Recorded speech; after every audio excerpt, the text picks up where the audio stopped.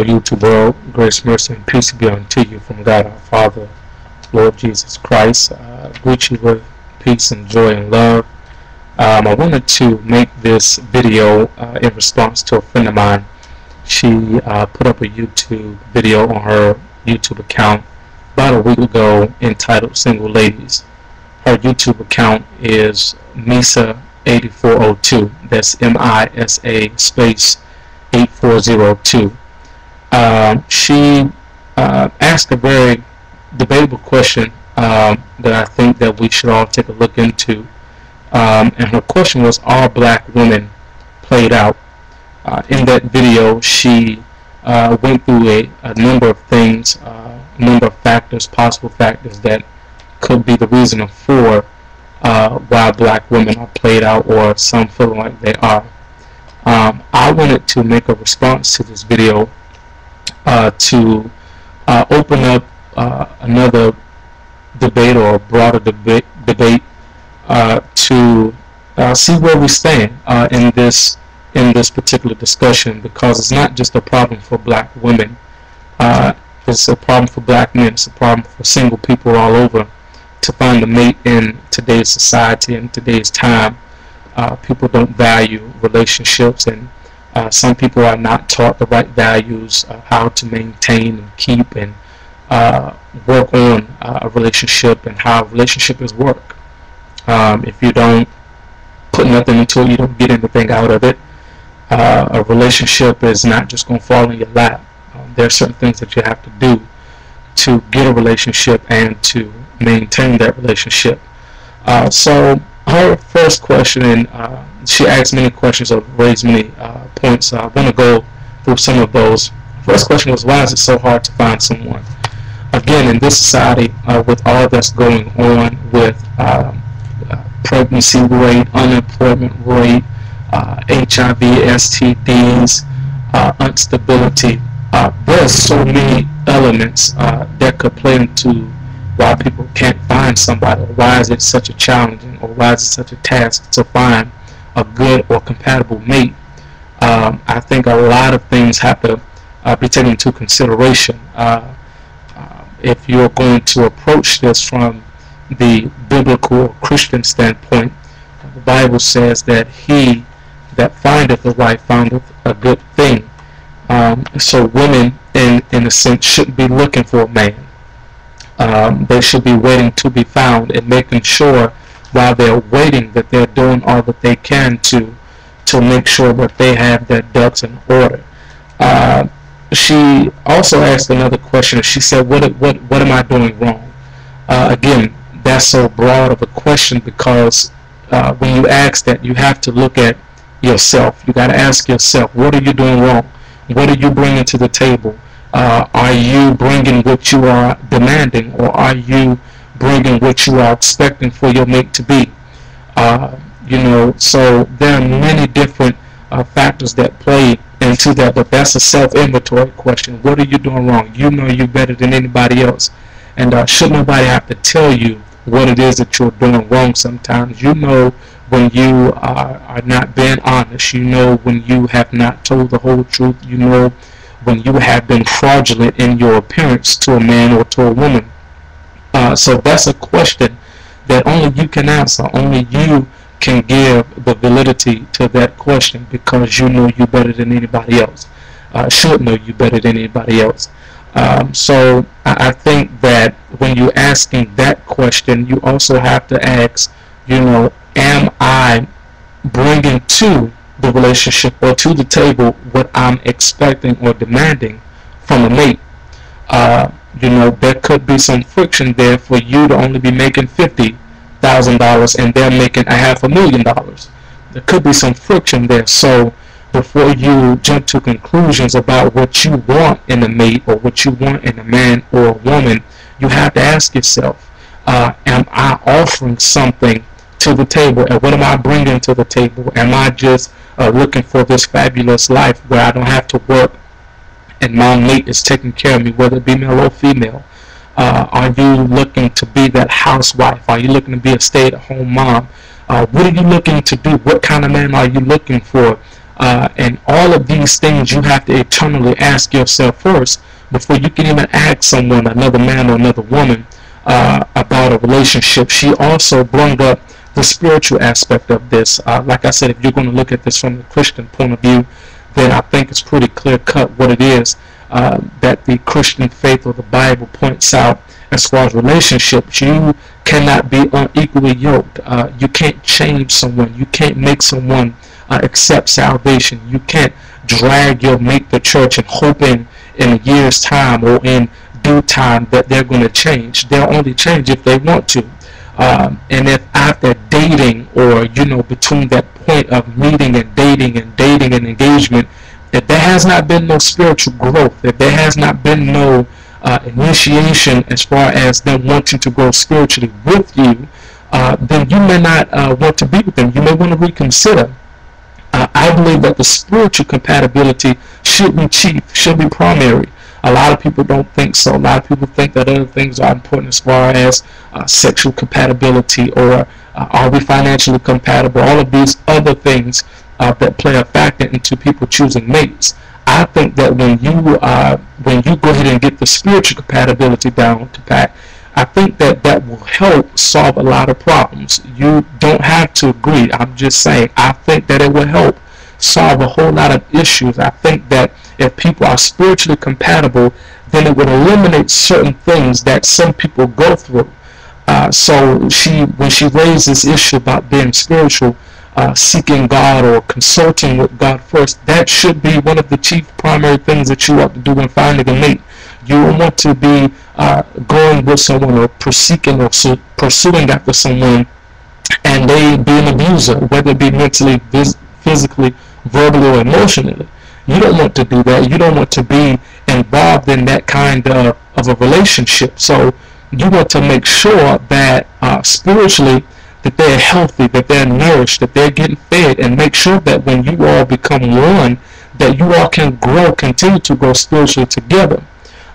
So the spiritual compatibility, I think, should be prime. I think it should be first. And you have the option to disagree or agree. But when she raised that, I thought that was good, because a lot of young people don't look at the spiritual aspect to relationships.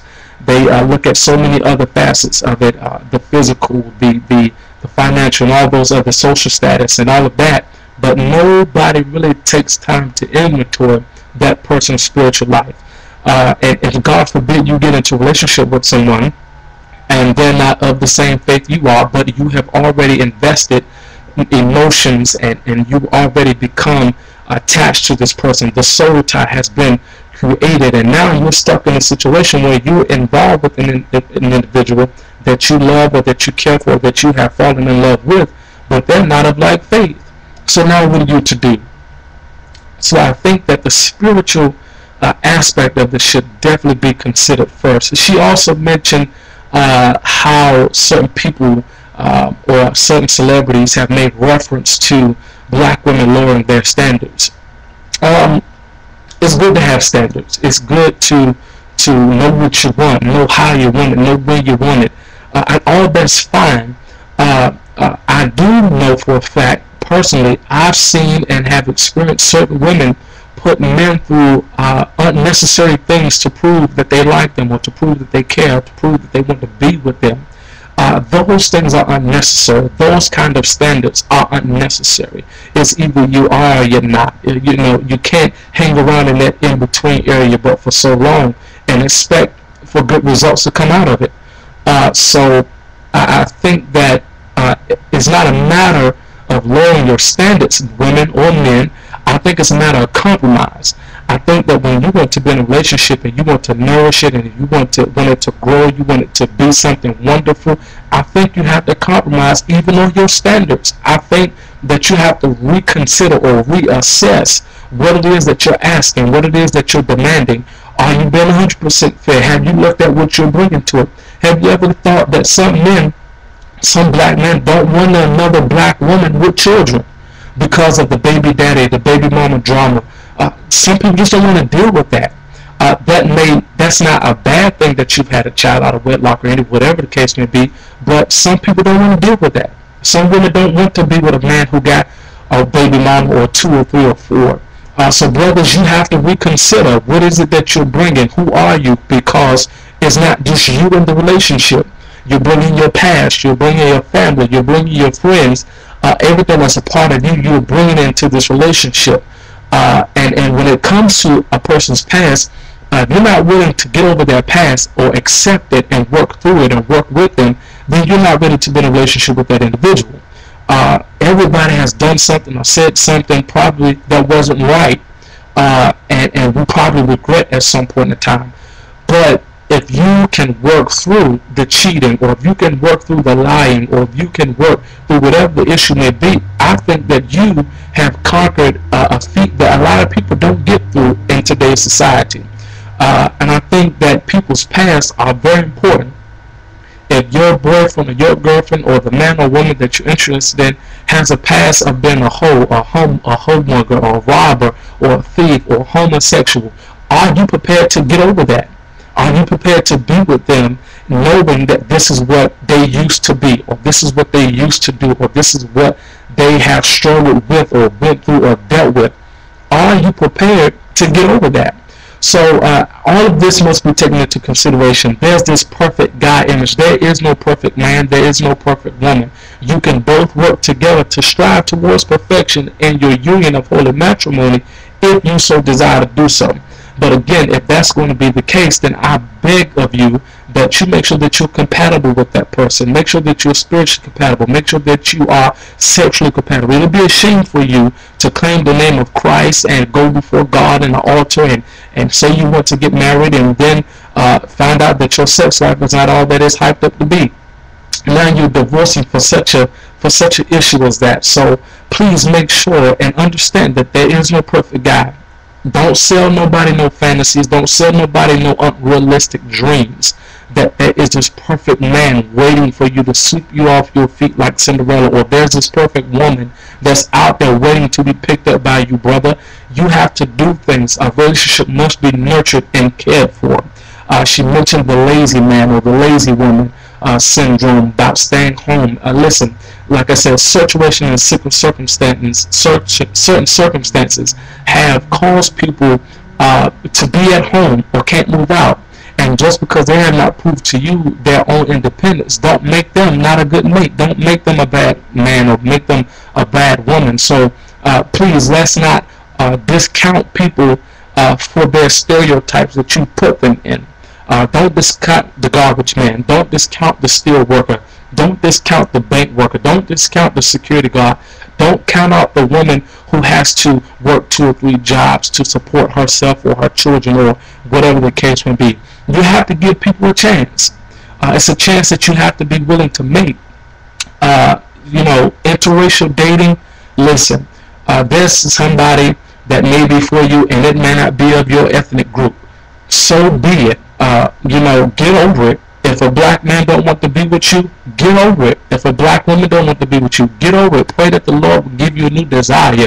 Pray that God will allow you to see someone that you need, not someone that you want. Your need, necessity always comes before want. If you place your needs first, and if you seek Him first, then everything else shall be added unto you. From a Christian point of view, by the way.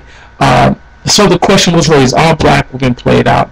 In my opinion, I think not. I think black women are beautiful. I think they're strong. I think that they have a lot to offer. I think that they are bright, talented individuals out there of the black race and of all the other races and ethnic groups. So don't disqualify yourself. Don't limit yourself to a color or to a preference or to what you feel is right for you. Seek God. I say, if you're going to be the Christian faith, and let's see where God takes it. Thank you for listening. Hey, feel free to comment, vote, do whatever you will. Just ask that you be respectful of other people's opinion, and let's try to learn from one another's point of view and perspective, and hopefully that we can grow and get something out of this discussion. Please feel free to hit me up on Facebook.com/T Dwayne Barrett. Also on Twitter.com/Ambassador TDB. Again, feel free to hit me up on YouTube as well. Thank you. I look forward to hearing from you. God bless you.